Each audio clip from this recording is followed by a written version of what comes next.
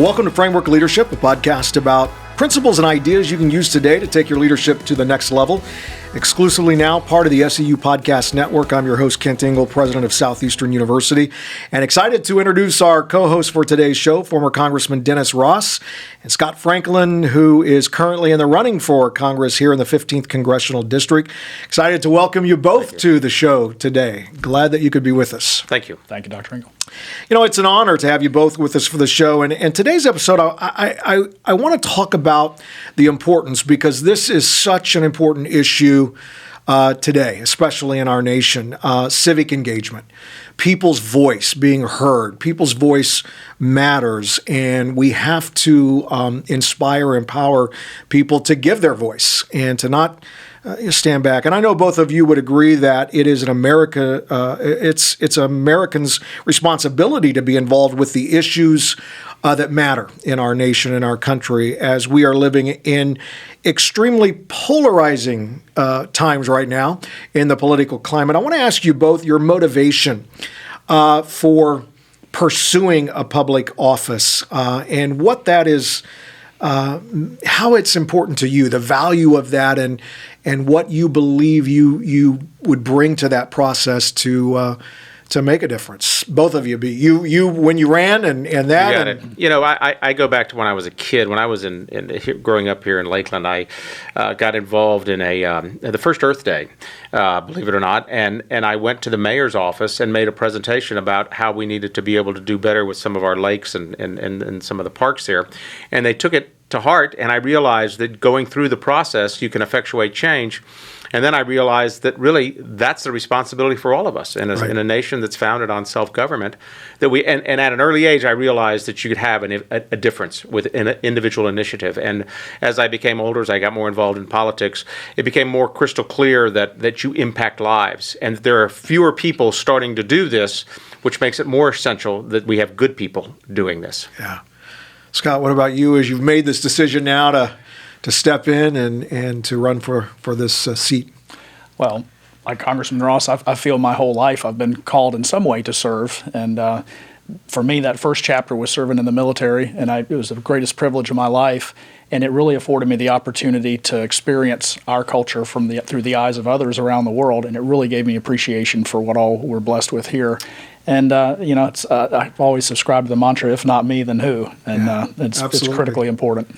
Yeah, and you've served this community well. You're currently a commissioner, and we're grateful for your leadership.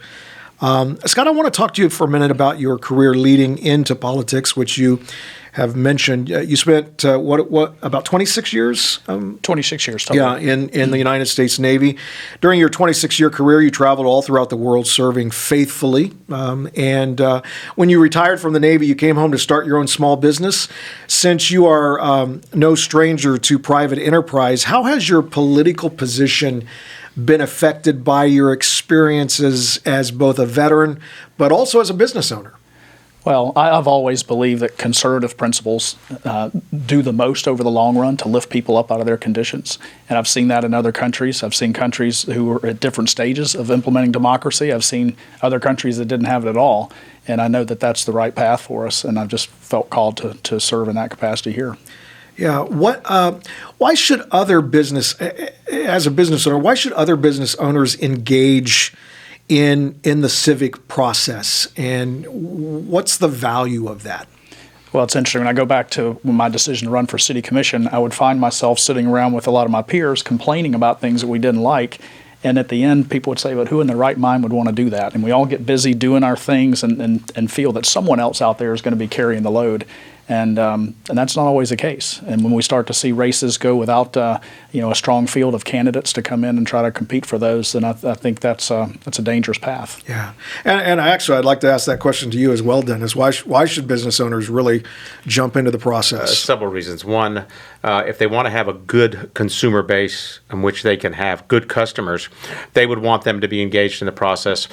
Businesses are absolutely connected to relationships. And one of the things that I've noticed is that those businesses that are more in tune to their community by building relationships, supporting programs, whether it be a nonprofit, whether it be a school, whether it be a hospital, those businesses do so much better, not only in their bottom line, but just in the retention of employees and the pride that those employees take in that business because they know they partner with that community. Corporate citizenship is just as important as individual citizenship. Yeah. Now, the pandemic has really struck the small business community. There's no doubt about it. In both of your opinions, what kind of legislation do we need right now to favor small business owners and help them grow and thrive past this pandemic? Well, as a lawyer, I will tell you one of the things that concerns me is going to be the threat of lawsuits for liability from contracting COVID that would absolutely cripple a strong recovery in this economy. And I think until we know more about this virus, I think we have to focus on, of course, safety and welfare of each individual, but we also have to understand that the economic engines cannot be shut down, and we need to be able to support and promote the wheels of commerce to start getting back together so that people can make a living and become productive again. It's going to be interesting to see what happens both in Congress and in our state legislature with new laws that are going to be proposed that concern themselves with the impact of COVID. Yeah. Scott? Well, just to add to that, as we saw in the first waves of the COVID relief, a lot of small businesses, those business owners are the ones opening the doors in the morning, closing them at night, and doing the books, and there was a lot of detail to get through to understand how the programs work. So I've been pleased to see how we've ramped up our education efforts around how to get the funds into the hands of the people that need them most, because it's those small businesses they're the most vulnerable. Yeah, and to follow up, Scott, talk to us a little bit about the city of Lakeland's approach to this pandemic, how we have been working to protect our small business owners here in Central Florida and in this community. Well, we start with city staff. The city of Lakeland is one of the largest employers, but because we have so many different facets to the City of Lakeland organization, taking care of our city staff in areas where they were not able to work with face-to-face with customers, we found places where we could get them realigned and all, thankfully gainfully employed. And just reaching out through communication programs, working with the chamber and other different groups to try to promote the information that we could see coming down through the government, make sure it was getting into the right hands. Yeah. Before we take a first break here, Dennis, I want to talk to you about the ACPL, which you have brought amazing leadership to, and you're a gift to this community. You're a gift to this university and to our students. You're working with up and coming college students that absolutely want to pursue positions in public office. They do have a passion to make a difference, and they want to be solutions to the issues and the challenges that we're facing. As you're teaching and navigating this education process, what is different about the upcoming generation of political science students that you're seeing, that you're observing as you spend time with them? Well, probably the most impactful response I've seen is that once they're exposed to real life political leaders, they understand that they're no different than them, and they have this passion now to want to become more like them and get involved in this process. When we took students to Washington, D.C., we sat with Secretary Carson, who is Dr. Carson, who heads up the HUD, Housing and Urban Development, and to see the response when they realized that this is a man who came out of abject poverty with an illiterate mother who disciplined them, and he becomes the chief of neurology or pediatric neurosurgery at Johns Hopkins. They also have these opportunities, and what I've seen is that they come into class because they want to be in class, but then all of a sudden they understand that politics permeates every aspect of life, every sector of every occupation, and that they know that they can be those people that make that positive influence. And they also know that that we have to have those people. It's refreshing to see that. Yeah, and Scott, as a father, I mean, you have seen this next generation think about the political arena and what they have focus on. How has your family navigated discussing the political issues that are facing us in our country today? Well, they make for interesting conversations, and we've had to establish some boundaries. Sure. But, it's very encouraging to see how engaged all of our young people are. They have a lot of concern about the direction things are headed, probably more so than when I was a kid coming along. But Yeah, and they do want to talk about the issues. Absolutely. Yeah, they really do, and so to give them opportunity, as I know that we strive to do here at Southeastern, is important. They value that. I want to, in fact, actually a follow-up. You mentioned boundaries, because I think that's an important thing. What does it mean to establish boundaries? I think that is such an important aspect of building healthy conversation. Right. And dialogue today in our nation. I mean, yeah, we saw it front and center in a debate not too long ago. And how to talk to me about those boundaries, because that's important. Well, we it's cliche, but be able to disagree without being disagreeable. We've had to settle on that and define that for ourselves individually. But I think so much of it really comes down to our kids seeing what we model to them. Right. And unfortunately, they are very frustrated to see just the level of just bitter partisanship among adults that frankly don't act like adults a lot of times. So I think we need to be modeling better as the role models for our younger people. Yeah, so good. Well, we're going to take a quick commercial break. We will be right back after a word from our sponsors. If you're a driven professional striving to expand your leadership and impact change at any level of your organization, Southeastern University's online master's degree in leadership is definitely for you. This program provides you the opportunity to learn in the context of entrepreneurship, nonprofit leadership, research, or organizational leadership. You can apply today at scU.edu/apply. That's scU.edu/apply. Dennis and Scott, I know you both are men of faith, and in today's political arena, it seems at times that there is no moral compass for navigating government and power. I know you both are men of integrity that lead from a place of deep conviction. How has your faith influenced your way of thinking in terms of the politics that you engage in, and in terms of the decisions that have to be made for this nation? How does that faith inform you? Well, if I might, one of the things that I've struggled with for a long time is the building of my faith, because I realize that faith is just not something that's you achieve one day and it's always there. It's something you have to work at, and it's something that as you work at it, you become stronger at it. It's like exercise. It's a discipline, and I've enjoyed building my faith. I've enjoyed extending my relationships and learning more about other people's faith and how it's impacted their lives and help them overcome obstacles and when they're down and when they're up, to keep them in balance. My faith has been probably one of the best things for me when it comes time to having to make decisions, especially as an elected official, because I know that I'm never going to please everybody, and that's okay. What I have to know is that I'm doing what has been foundational in my beliefs. When we talk about a moral compass, we have to also understand that, you've got a world out there that seems to get further and further from Judeo-Christian values and become more secular. And yet our founders were very faith-based. And they were so faith-based that they wanted to preserve everybody's right to practice their own faith. And for me, my faith has been the foundation upon which I've made some decisions that I found to be very difficult. But our time here is temporary anyway. Sure. And to know that you're doing something that you firmly believe in, although it's difficult, I might not be able to make it right, but I know that I can do the right thing. Yeah. And that has been probably the best thing about my faith. That's good. So my faith is clearly my azimuth, and I try to remind myself daily, anytime before we're going into any sort of political arena, whether it's a commission meeting or these campaign type events, that I remember whose I am, and that any decisions that we make or I'm a part of will be pleasing to God when it's all over with. And I kind of have a little mantra that I go through, and it's breathe deep. Yeah. Assume positive intent, and extend more grace than you expect in return. And I feel if we could go through a lot of our meetings with that sort of philosophy, we'd get more done. That would be great. Have you ever found, either one of you, have you ever found yourself caught between a rock and a hard place because of faith, and how did you navigate that?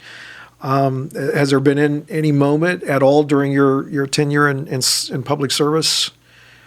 In some issues that I've taken on and that I've had to be involved in, whether it be dealing with right to life and limitations there, those that were a more purist and in their opinions would say this isn't good enough, but it's better than what we have. And you have to wrestle with that. Is better than what we have good?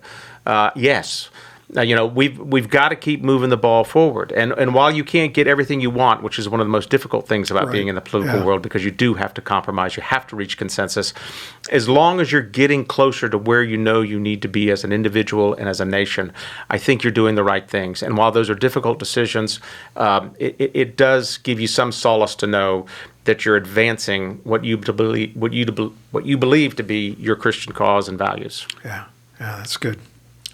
Well, I do struggle with some of those issues as well, and there are places that within my own faith are non-negotiable. But I also recognize as a government servant, I'm still bound by whether it's the Constitution or the laws that we have, and we can try to fight for change, but it's chipping away a bit at a time. Yeah. Scott, you're running for election to the U.S. House, Florida's 15th Congressional District.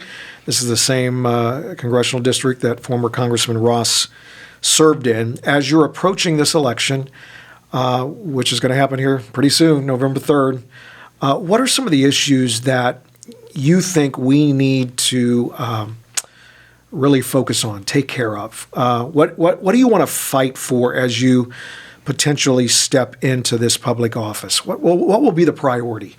Well, first priority, and it wouldn't have been on my radar screen at the beginning of the year, is getting our country back to work. And none of us anticipated, being in the midst of the best economy we'd ever had as a country to be where we are. But we're making progress on that. So that's first and foremost.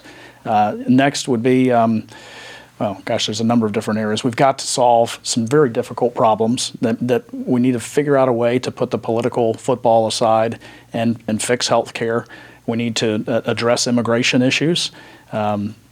We need to attack our spending. We've added to our debt this year in ways that will come home to roost. Whether it's for my kids or grandkids, at some point we're going to have to pay the piper. And then we have some of our safety net programs that really need some fundamental corrections to them if they're going to be sustainable for the long run. But it's just very hard to get in that arena and get people to take their party persuasions off and settle down and fix problems.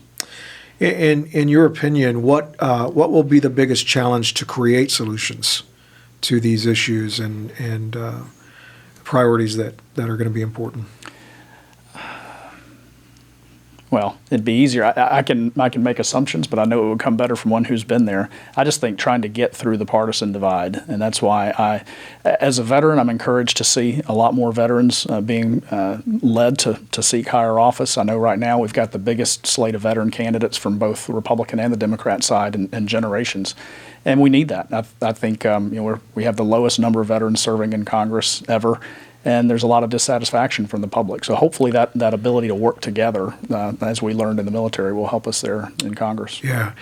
And Dennis, I want to ask you, how do we get through that? I mean, you're doing and by the way, also a part of the SCU Podcast Network, you're doing a brand new podcast that's going to be airing here soon. And I mean, you've worked behind the scenes. What does it take to truly break through and reach across the aisle and truly have consensus? There's a biblical principle. Let us come and reason together so that we can make the right decisions that will benefit everybody. How do you really do that? You build relationships.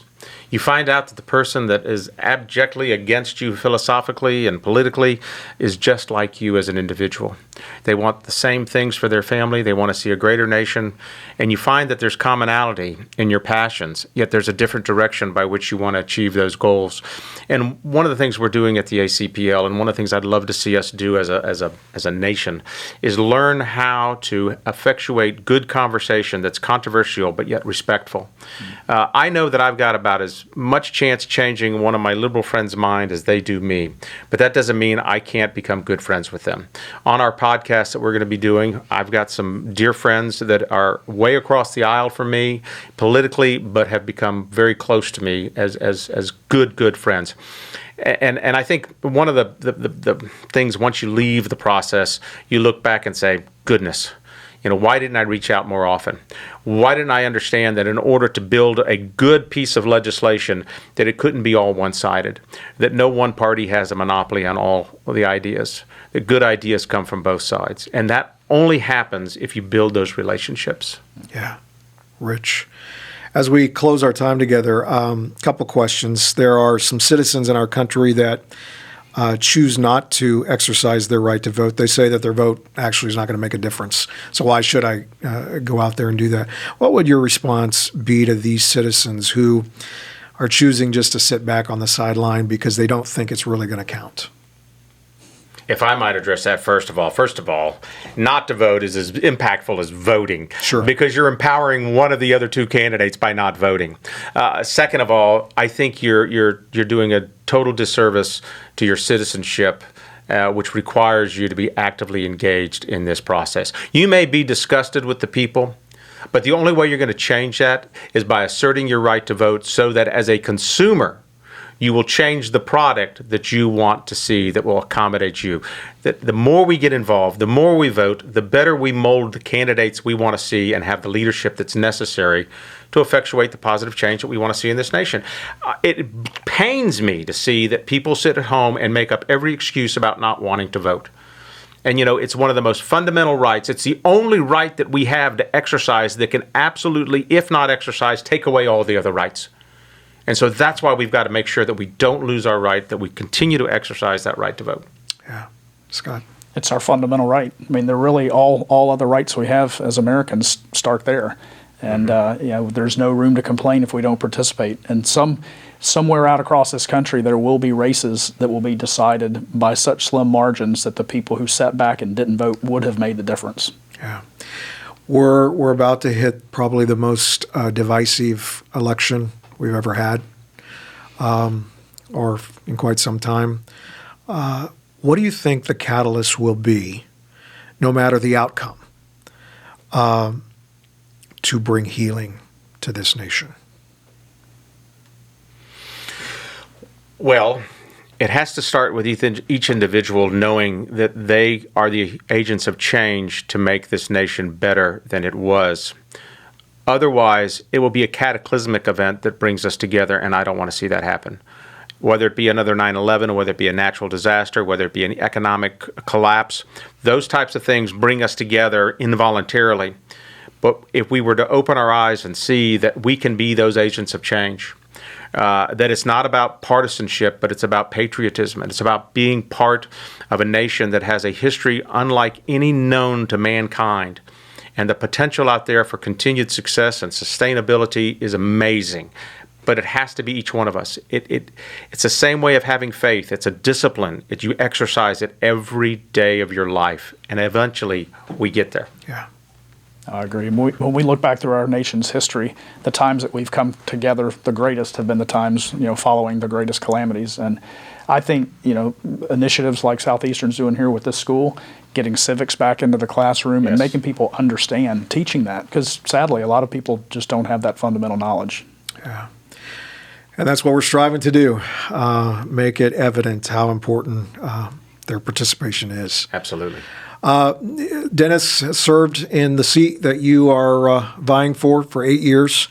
Dennis, any parting advice to Scott as he heads into the closing weeks of this? Well, let me preface my comments by saying I'm glad I'm not running against him. And let me just talk, because I want to make this clear. At the ACPL, we try not to dabble in policy. We look at process. And one of the things we focus on process is, what would you want in the qualities of your leader? What would you want in a person who would exemplify those characteristics of statesmanship? And I can tell you that Scott does that. I won't address any of his policies. That's for him to do in his campaign. But as an individual who has shown the qualities of leadership, not just in his campaign, but also as a father, as a businessman, as a patriot veteran of the United States Navy, those are the qualities we need to see in people. Yeah. And I don't care if they're left, right, or in the middle. That's what we want to see. And so I just encourage you to continue the track you're on. I think that it will benefit not only you, but a very good nation. Well, thank you. Well, Scott and Dennis, I want to thank you both for joining me today on the Framework Leadership Podcast. I'm thankful for the insight that you bring our community a tremendous value. And the way that we need to be involved in civics is so important. For all of our listeners, I hope that you leave this conversation today with a desire to be involved and make a difference in the things going on in our nation. Whether you believe it or not, the people that we elect into public office actually make a difference in this nation. Do some research. Go out to the polls on November 3rd to make your voice heard. We will see you next time on Framework Leadership.